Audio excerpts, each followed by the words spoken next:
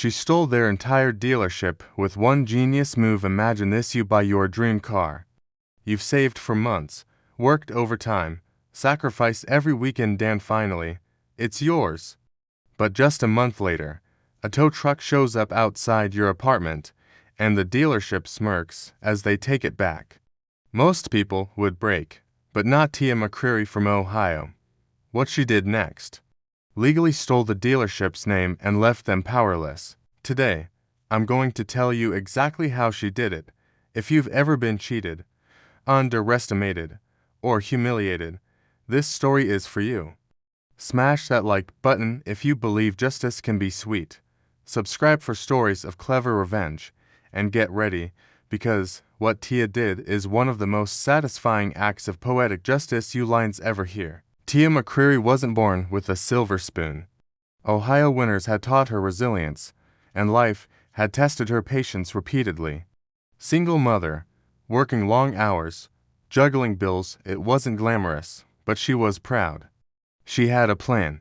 For months, every paycheck was carefully rationed. Every coffee skipped, every Friday night movie replaced with budget spreadsheets. Her dream: a dependable, safe car, something that would carry her through daily grind, take her kids to school, and give her a taste of freedom she hadn't felt in years. Walking into the dealership, the fluorescent lights reflected off the shiny hood of the car she had been eyeing. The salesman, a man named Rick, had a smile that didn't quite reach his eyes, and a handshake that was just a little too firm. But Tia ignored the unease fluttering in her chest. She was determined. She wanted that car. Hours later, signing the papers, pen trembling, heart racing, she drove home with a mix of pride and disbelief. She had done it. She finally owned something entirely hers. The stereo played her favorite song as she imagined the freedom it promised. Life felt bright, for now.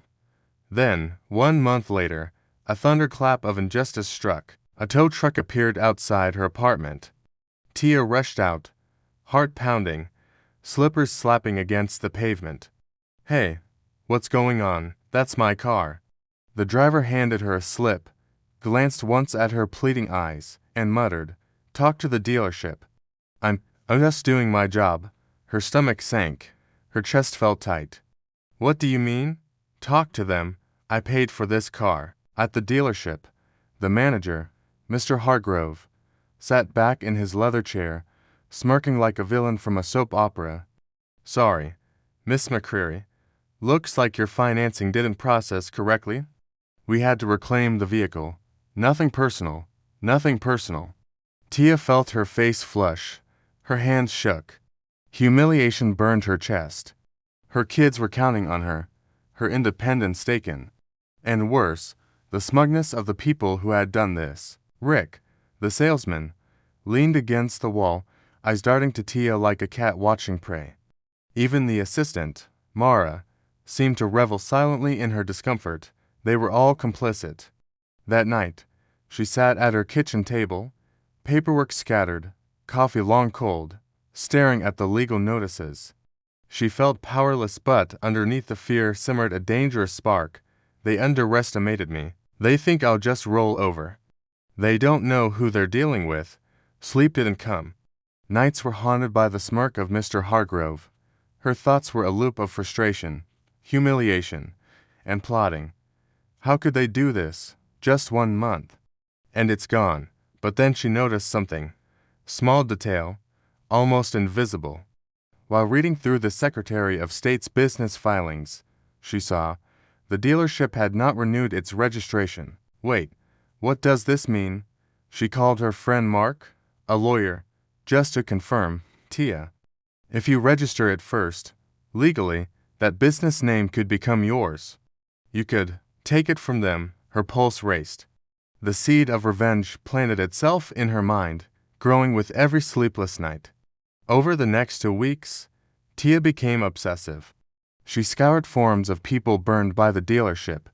She tracked every lapse in their legal filings. She studied Ohio business law like a soldier learning battlefield maps. She learned the dealership had done this to others. Casual, systematic repossessions that left ordinary people crushed. Reading their stories, Tia felt a mixture of horror and resolve. If they can do this to everyone else, I have to make them regret it. Her apartment became a war room. Piles of papers, late-night lamps casting shadows across her face, coffee cups stacking up like trophies of sleepless vigilance.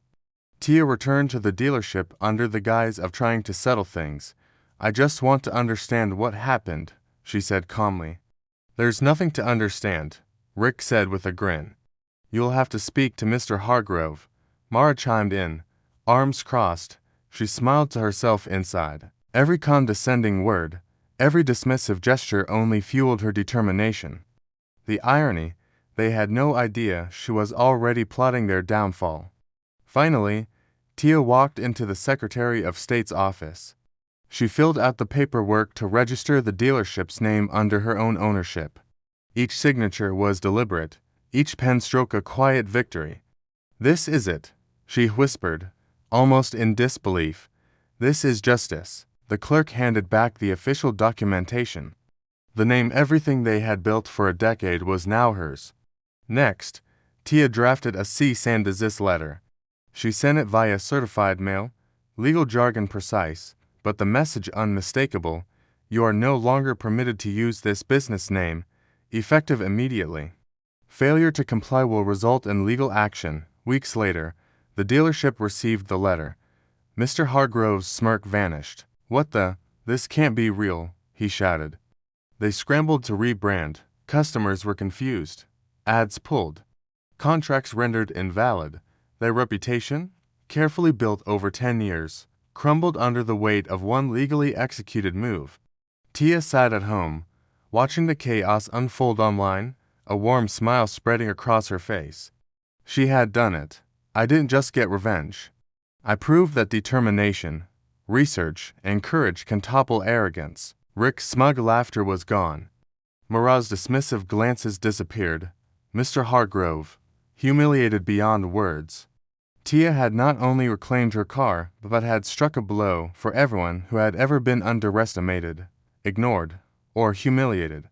Sometimes, the best revenge, in fire or fury, it's patience, cleverness, and a little legal savvy. Tia didn't just get even. She reminded us all that no one should be underestimated, and that sometimes the quiet ones are the deadliest. If Tia's story gave you chills, hit that like button and tell us in the comments what's the most satisfying revenge you've ever seen. And don't forget to subscribe for more jaw-dropping tales of justice and clever payback. Remember, sometimes justice comes from the most unexpected places.